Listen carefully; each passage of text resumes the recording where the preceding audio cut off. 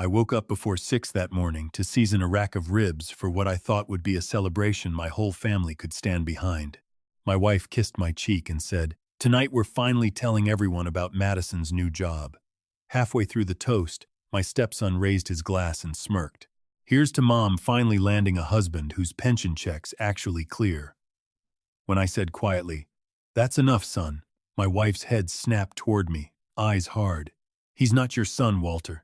Don't you dare correct him." I stepped out onto the back porch for air, and the sight of two cars I didn't recognize, parked at the curb, engines still ticking, told me this humiliation had been planned before I'd even lit the grill. Some details in this story have been changed, but the truth in it is real. If you're watching tonight, tell me where you're joining us from, your city, your state, your corner of the world. I'd like to know how far this one travels. My name is Walter Briggs. I'm 68 years old, retired after 31 years as a machinist and shop foreman at a tool and die plant outside Youngstown, Ohio. I lost my first wife, Helen, to ovarian cancer 4 winters ago. For 2 years after that, my house was quiet. In the particular way a house gets quiet when somebody who filled it with noise is gone. Not peaceful, just hollow. I met Carol at a grief support group at the Methodist Church on Elm. She made me laugh for the first time in longer than I wanted to admit, and 18 months later we were married in her sister's backyard with maybe 30 people watching. Her son, Tyler, was 26 then, already grown, already a man with his own opinions about who his mother should have remarried, if anyone. He never said it to my face. He didn't have to. I felt it in every silence, at every dinner table for a year and a half. That Saturday in April, we were celebrating Carol's daughter Madison landing a marketing position at a firm in Cleveland, a real job, benefits and everything. The kind of thing a young woman works hard for and deserves to be celebrated for. I'd smoked ribs since 4 that morning because that's what I do when I want a night to matter. Helen used to say food made from scratch was the only honest way to tell somebody you were glad they existed. I still believed that. I still believe it now. By 7, the house had filled up. Carol's sister Denise came in from Akron and immediately started rearranging the cheese board, which didn't need rearranging her way of loving people without saying the word out loud. My old shop foreman, a man named Gus Pelletier, took the recliner in the corner because of his bad hip, same as he always did. Gus and I had run the same line for 19 years. He didn't talk much, but he noticed everything, which made him the best friend a man could ask for. Tyler showed up at 7:15 in a blazer that cost more than my first car payment, carrying a leather portfolio he set down by the door like it was nothing. He'd been distant with me for a year and a half, polite in the shallow way. People are polite when they've already decided something about you and don't feel like arguing. Madison stood to make her toast around 8. She was 22, sharp, quick to laugh, the kind of young woman who lit up a room without trying. I liked her. I'd liked her since the day I met her. She raised her glass, looked right at me, and smiled the way she always did, and then she said it. "Here's to Mom, finally landing a husband whose pension check's actually clear." The table laughed. Not everyone, but enough. I felt my jaw tighten, the old reflex from 31 years of not letting my face show what my chest was doing. I looked at Madison and kept my voice level. "That's not something to joke about at the table, sweetheart." She tilted her head, unbothered. "I'm not joking, Walter. I'm toasting. Madison." My voice dropped a register. Carol set both palms flat on the tablecloth and turned to me with an expression I had never once seen on her face in 19 months of marriage. Not anger. Something colder. Something that had been sitting behind her eyes, waiting. "He's not your son, Walter." Her voice was even, loud enough that nobody at that table had to strain to hear it. "Don't you dare correct him." The room went so quiet I could hear the ice makers cycling in the kitchen. I looked at Carol. Then I looked at Tyler, who had his wine glass halfway to his mouth, watching me with the settled calm of a man observing something unfold exactly as he'd planned it. No surprise anywhere on his face. Gus was staring at Tyler with his jaw locked tight. I stood, set my napkin beside my plate, and walked out to the back porch. The April air hit me hard. I gripped the railing, the same railing I'd been meaning to sand since October, and looked down at the curb. 2 cars I didn't recognize, parked nose out toward the street, the way you park when you're planning to leave in a hurry. 31 years on a factory floor teaches you to read a room before your brain can explain why. I trusted the thing rising in my chest even though everything visible told me to relax. I went back inside. I finished the evening. I smiled when it was called for, but something in me had gone very still, not broken, not angry yet, just cold and exact, like the second before you touch a door to check if there's fire behind it. Carol left at 10:30 to take Madison out for a celebratory drink. She kissed my cheek at the door and backed out of the driveway with the easy, unhurried movement of a woman with nothing weighing on her conscience. I watched her taillights disappear around the corner of Sycamore Street. Then I walked to the hallway closet, pulled down the accordion folder of bank statements I'd been avoiding for 2 months, carried it to my den, and locked the door behind me. The den had been mine since Helen and I bought the house in 1988. She never came in without knocking. Carol had respected that too, as far as I knew. I sat at the same scratched oak desk I'd used for 3 decades and spread the statements across the surface. I'd noticed the first transfer back in February, $4,000 moved from our joint account to something called Briggs Family Holdings LLC, an entity I had never heard of and certainly never authorized. I told myself it was a mistake, a clerical error. I wanted, badly, to be wrong. By April, there had been 6 more transfers. 9,000 here, 6,000 there, always rounded, always timed within a day or two of my Social Security deposit clearing. Total, just under $31,000. I sat with that number for a long time in the quiet of that den, the ice maker still cycling 2 rooms away, and I felt something crack open in my chest that had nothing to do with anger and everything to do with grief for a marriage I'd thought was real. I called Gus the next morning before the sun was fully up. We met at the Parkside Diner on Route 62, the same booth we'd taken every Sunday since I retired. I laid the statements on the table between the coffee cups. Gus read them slowly, the way he read everything, and didn't say a word until he'd gone through all of it twice. "You didn't authorize any of this," he said. It wasn't a question. "No." He slid a business card across the table. "Attorney's name, Cleveland address. Before you called," he said, "I paid the consultation fee myself. Knew you'd argue if I asked first." The air went out of my lungs. "Gus, you didn't have to do that." "I know I didn't." He picked up his coffee and finally drank. "Wanted to. You'd have done it for me." I looked out the window at Route 62, waking up a man walking a dog, a pickup idling outside the hardware store, an ordinary Tuesday morning in a town that had no idea what was happening in my kitchen. I blinked hard and looked back at Gus. "What did she say?" "The lawyer said what you probably already suspect. The transfers by themselves could maybe be explained away. But combined with the LLC, the 2 men who showed up at your dinner, the timing tied to your deposits, she called it a pattern." Gus paused. "She also said there's one thing protecting you that they might not know about." "Helen's trust," I said. Gus nodded. "Helen put the house in a family trust before she passed. County records confirm it. Tyler can't touch that property, can't refinance it, can't sell it, without your sister-in-law's signature as co-trustee. Whatever they've built, they built it on ground that isn't there." Something loosened in my chest for the first time in 3 days. Not relief exactly, more like finding solid footing after walking on ice for a week straight. "One more thing," Gus said, and his voice dropped the way it did when he was about to tell me something he knew I didn't want to hear. "You know why Tyler turned out the way he did?" I shook my head slowly. "Because you gave that boy everything he asked for, Walter." He said it without cruelty, just straight, the way a good friend tells you the truth. "The truck you co-signed for. The 2 years you let him live rent-free after his divorce. The times you looked the other way because Carol asked you to, and you wanted peace in that house more than you wanted a fight." He paused. "He learned that love from you meant no questions and no limits. That's not your fault, but it's what happened." My throat tightened until I had to swallow twice. "When did you get so smart?" Gus almost smiled. "Been paying attention to you for 30 years. You just weren't ready to hear it till now." The attorney's name was Renee Ashford, and her office sat above a hardware store 3 blocks from the diner, up a narrow staircase with carpet the color of dried blood, the kind that hides everything and shows nothing, which struck me as appropriate for a lawyer's office. She was already standing when I walked in, reading glasses pushed up into gray hair, the kind of unhurried focus that told you immediately she'd heard worse than whatever you were about to say. "Mr. Briggs," Gus speaks very highly of you. Gus is loyal, I said. Sometimes more than the facts warrant. She smiled briefly. Sit down.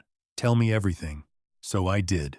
I laid out 14 weeks of transfers in order. The LLC, the two strangers at my own dinner table, whose names I still didn't know. The joint account I'd added Carol to 8 weeks after our wedding because I wanted to be a real partner to her. Renee listened without interrupting, and when I finished, she was quiet for exactly 2 seconds before she spoke. This is a documented pattern of financial exploitation, Mr. Briggs. And depending on how the LLC is structured, it may rise to the level of elder financial abuse under Ohio statute. I want copies of everything you have, and I want you to start documenting every conversation going forward. Record them, you mean? Ohio is a one-party consent state. If you're a party to the conversation, you can record it legally, and it's admissible.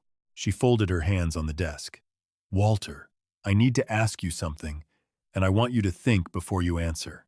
Is there a deadline pressing on him? Something time-sensitive? I thought about it. There's a retirement banquet at the plant next month. 31 years. They're giving me some kind of recognition. Tyler's been asking a lot of questions about it. Whether I'm giving a speech. Who's coming? Renee's expression sharpened. That's your deadline then. Not his. Yours.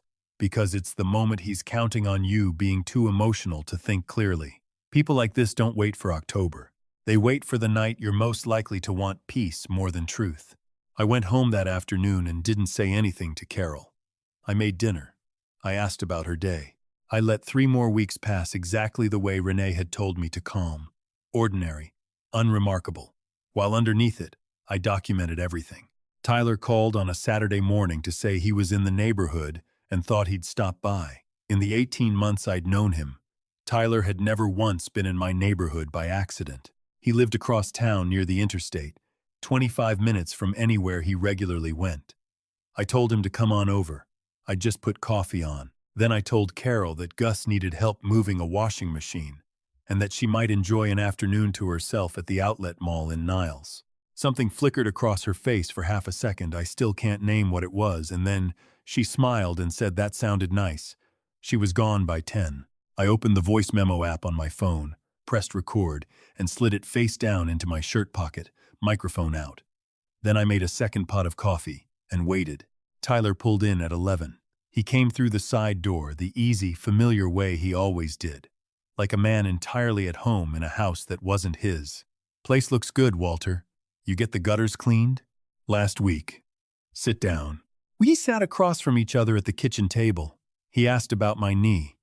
Asked whether Carol and I had made progress planning our trip to the Smokies. Told me a long story about a contractor friend whose deck job had gone sideways. He was relaxed and unhurried, the way a man is when he believes he's holding every card in the deck. I let him talk. After about 10 minutes, he reached for the portfolio he'd carried in and set it open on the table between us. Inside were several pages, clean and official-looking, with a bank logo at the top I didn't recognize from any institution I'd ever used. Walter, I want to talk to you about something important. Retirement's coming up fast, and I've been worried about you being alone in this house if something happened to your health. There's a program, a living trust restructuring, where we'd add my name as a co-signer on your investment accounts, just so there's continuity if anything ever went sideways. It's protection, that's all it is. Whose idea was this? Mine, because I care about you. He said it smooth, practiced, the voice of a man who'd rehearsed it in the car on the way over. I kept my hands flat on the table and my voice level. I appreciate the concern, son. Let me think on it. He smiled like a man who'd already won. Take your time, but the banquet's coming up. Might be nice to have it settled before then. One less thing on your mind. After he left, I called Renee and played her the recording. She was quiet for a long moment. That's the whole scheme in 20 minutes, Walter. He's trying to get authorization onto your accounts before you stand up at that banquet, because he believes that once you're standing in front of 300 people from your old plant, hearing them applaud 31 years of your life, you'll sign anything to keep the peace and avoid a scene. A pause. He's wrong about you, but we need to be ready before he tries again. 3 days before the banquet, my phone rang at 9 in the evening. It was Ed Kowalski, the plant's retired safety director and the man organizing the recognition dinner. His voice was careful in a way I didn't like. "Walter, I need to ask you something, and I want you to know I'm asking because I respect you, not because I believe it." He paused. "I got a voicemail today from a young man who identified himself as your stepson. Said you'd been having some memory trouble lately, some confusion. Suggested maybe I reconsider whether you should be the one giving remarks Saturday night. Said he was worried you might embarrass yourself." I sat with that for a moment, feeling something go very cold and very still in my chest, the way it had on that back porch weeks earlier. "Ed, I want you to save that voicemail. Don't delete it." "Already did, Walter. Before you even asked." I called Renee the moment I hung up. "That voicemail is evidence of a deliberate campaign to discredit you before a public event," she said, her voice sharpening in a way I hadn't heard from her before. "Combined with the recorded conversation and the financial documentation, this changes our timeline. Walter, he's accelerating. That tells me he's under pressure we don't know about yet. People don't take a risk, like calling your event organizer, unless something's forcing their hand." She was right, though I wouldn't learn how right until later. Tyler had a business loan behind on payment, a partner threatening to pull out, and he'd convinced himself my signature on those accounts was the only thing standing between him and losing everything he'd built his image around. None of that excused what he did, but it explained the clock ticking behind his eyes every time he smiled at me. The banquet hall on the night of the retirement dinner was strung with white lights, round tables dressed in navy cloth, 300 folding chairs filled with 3 decades of men and women I'd worked beside, trained, mentored, buried colleagues alongside. Gus sat 2 tables from the front, steady as always. I found Carol and Tyler at the family table near the podium, Carol in a blue dress, Tyler in the same expensive blazer, and beside him, 2 men I didn't recognize, one in a dark suit, one in khakis, both looking entirely too comfortable for men who had no business at a retirement dinner for people they'd never met. Tyler raised his glass toward me when I passed, easy and confident, a man who believed he still held every advantage in the room. I looked toward the back and stopped walking. Madison, last row, far right, no makeup, hair pulled back plain, sitting very still, watching me with an expression I'd never once seen on her face in 19 months. None of the performance from that dinner table in April. Just a young woman who'd driven 40 minutes on a Saturday night without telling anyone, waiting to see what happened. Tyler saw her too. His jaw tightened. He reached for his phone. Madison's buzzed on her knee. She looked at it, turned it face down, and looked back at me. I sat through the announcements, the scholarship presentation, a moment of silence for 2 men from the line who'd passed that year. When Ed called my name, I stood and walked the 30 feet to the podium. It felt longer than 30 feet. I passed Gus, steady as a rock. I passed Tyler's table without looking at him. I reached the podium and did not take out the speech I'd written the week before. "I've been coming to this dinner for 31 years, I said, "and I've never once stood up here and said anything I didn't mean. I'm not going to start tonight." I let that sit in the room. Most of you know I remarried a year and a half ago. What some of you don't know is that in the month since, roughly $31,000 moved out of my accounts into places I never authorized. A request was also made to add a name to my personal investments, without my knowledge or consent. The only sound in that room was the ice machine cycling somewhere behind the kitchen doors. I've spent 6 weeks documenting this with legal counsel. The relevant institutions have been notified. I'm telling you tonight because some of you received a call this week suggesting I'm confused, forgetful, that my judgment can't be trusted anymore. I touched the small pin on my lapel, 31 years, tool and die, foreman with 2 fingers. I ran a line on that floor for 3 decades without a single safety violation on my watch. I know exactly who I am, and I know exactly what's been happening in my own house. Tyler stood. "Walter, this isn't the place. I'm almost finished, son. My father-in-law has been under a lot of stress." He turned slightly toward the room, the way a man does when he wants an audience and not a person. "Some of you know he lost his first wife 4 years ago. Grief does strange things to people." A few people near the center tables exchanged glances. I let him talk, because Renee had taught me that the best thing you can do when someone is building a case against you is let them finish building it in front of witnesses. Then Ed Kowalski stood up. He didn't raise his hand or ask for the microphone. He just stood, and the room recognized him the way rooms recognize people who've earned that kind of quiet the hard way. 61 years old, 34 years running plant safety, the kind of presence that never once needed volume to be heard. "I got a voicemail this week," Ed said. The room went silent. From a young man who identified himself as Walter's stepson. He took his phone from his jacket pocket and held it up. He said Walter's been confused lately. Forgetful. Suggested I reconsider whether he should speak tonight. Said Walter might embarrass himself. Tyler's face went rigid. Ed pressed play. Tyler's voice came through clearly enough for the nearest 6 or 7 tables to hear every word. Those farther back couldn't catch it all, but they could read it on the faces of the people who could. The recording ran 20-some seconds. When it ended, Ed slid the phone back into his pocket. "I've known Walter Briggs for 31 years, he said, voice never rising, never dropping. He trained half the men in this room on that floor without ever raising his voice once. He has never, in 3 decades, done a single thing that embarrassed this plant." He looked at Tyler. The invitation for him to speak tonight was never in question. He sat down. Tyler's mouth moved. Something about context, about a private conversation taken out of proportion, and then a chair scraped at the back of the room, and everyone turned. Madison was standing. 22 years old, trembling not from fear, I understood later, but from the effort of holding something in that needed to come out. She walked from the back row to the front with the steady, deliberate pace of someone who'd made a decision and intended to see it through no matter what it cost her. She stopped a few feet from the podium and looked at me. "3 weeks ago," she said, and her voice shook on the first word and steadied on every word after. "I had a bad reaction to a medication at 2 in the morning, alone in my apartment in Cleveland. I called my mother. She didn't pick up." A pause. "I called my real father. He hasn't answered a call from me in 3 years. Her eyes stayed on my face. "I called Walter. The room was so still I could hear my own pulse.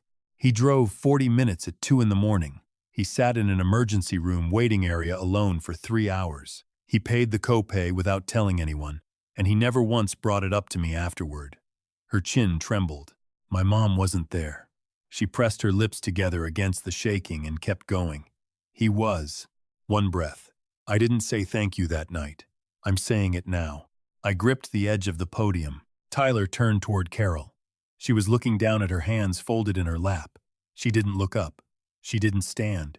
She didn't speak. The man in the dark suit and the man in khakis were both staring at the tablecloth in front of them, and a moment later the one in the suit pushed his chair back quietly and walked toward the side exit, and the other one followed him, and nobody stopped them because nobody needed to. Tyler stood alone at the center of that table. A man who'd worked my line for 11 years walked past him toward the coffee station without meeting his eyes. Another man, someone who'd come up under me on the floor and once called me at 3 in the morning for advice on a jammed press, walked past Tyler and stopped in front of me instead. 31 years, Walter. Not one write-up. Not one. "No," I said. "Not one."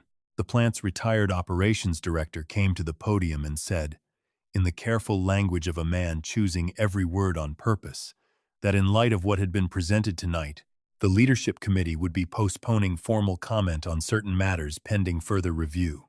He shook my hand. 31 years of service. Thank you. I stepped down and walked to the back of the room, where Madison stood exactly where she'd stopped, hands at her sides, eyes bright.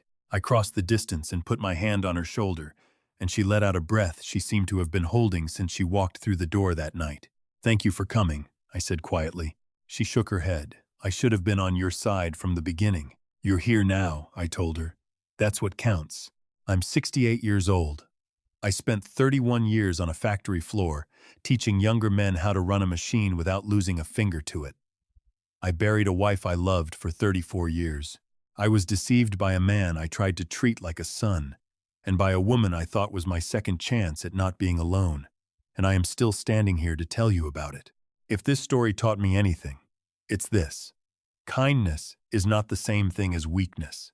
Trusting people is not the same thing as being foolish. I opened my home, my accounts, and what was left of my heart, because that's who I've always been, and I don't regret being that man. What I regret is how long I let comfort win out over clarity, how long I kept those bank statements in a drawer because the truth felt heavier than the hope did. Don't be like me in that one way. If something in your life feels wrong, look at it. Not because you've stopped trusting the people around you, but because you deserve to know the truth about your own life, whatever it turns out to be. The people who genuinely love you are never harmed by your questions. It's only the ones counting on your blindness who ever have a problem with you finally opening your eyes. If any part of this reached you tonight, if you've ever been the one sitting alone in a waiting room at 2 in the morning wondering how you missed the signs, tell me about it in the comments. I read every one. And if you haven't already, stay close, there's more of this story still to come.